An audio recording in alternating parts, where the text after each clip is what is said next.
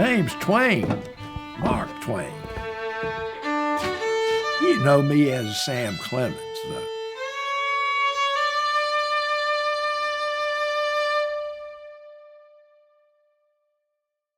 On the day after Christmas in 1860, I presented my petition as entered apprentice to Freemasonry in St. Louis at Polar Star Lodge number 79. I'm here as Sam's presumptive alter ego to bring you up to date, mostly as Mark Twain, and to encourage a movement, hopefully led by Masons, to preserve his rightful legacy and heritage in the literature of the American people, as declared by William Faulkner and Ernest Hemingway.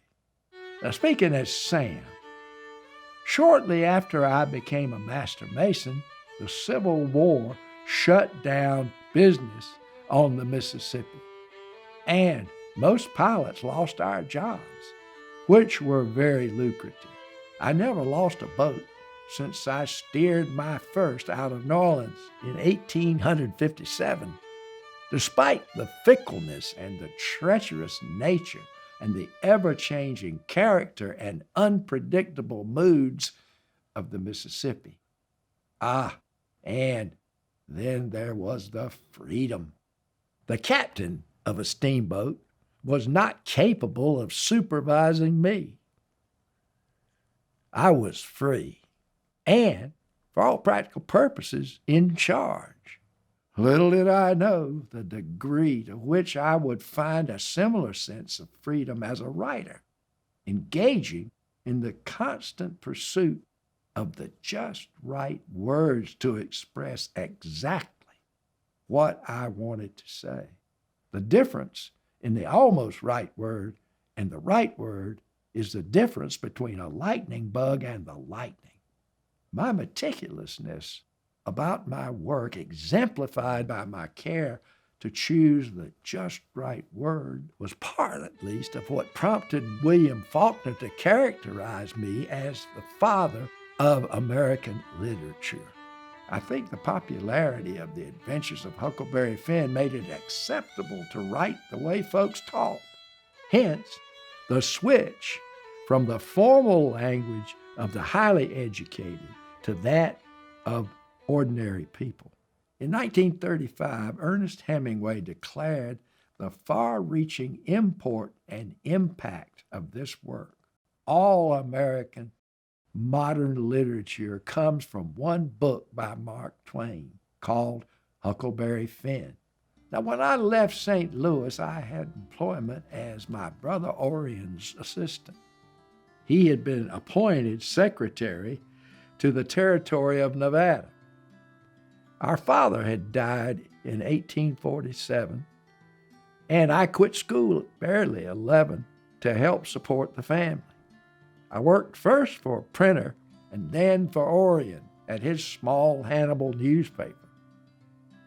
I wrote few articles under pen names and rose to the status of assistant editor at age 15.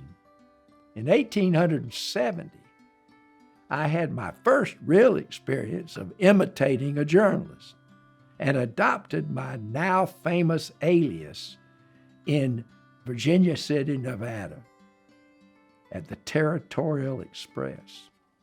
While acting as editor, I challenged a rival editor to a duel in jest and ended up having to leave town permanently to keep from fighting him in fact.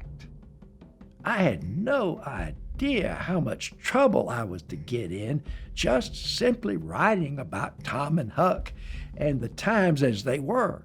Then I got the silver fever and actually struck it rich, but failed to file the claim. I did manage to visit one Masonic lodge in Virginia City and later one in Northern California, but became so engrossed in my new occupation I had little time for anything else. And then I met my future wife, Libby. and little else occupied my attention. Thanks to the Masonic lore, my characterization and understanding of the deity evolved from a single syllable and frequently abused three-letter word to the phrase of supreme incomparability, the great architect of the universe. The highest gesture of respect for Freemasonry and the leadership at Polar Star Lodge came on my Grand World Tour, when I was inspired to have a gavel fashioned in Alexandria from Lebanese cedar. I carved the handle myself.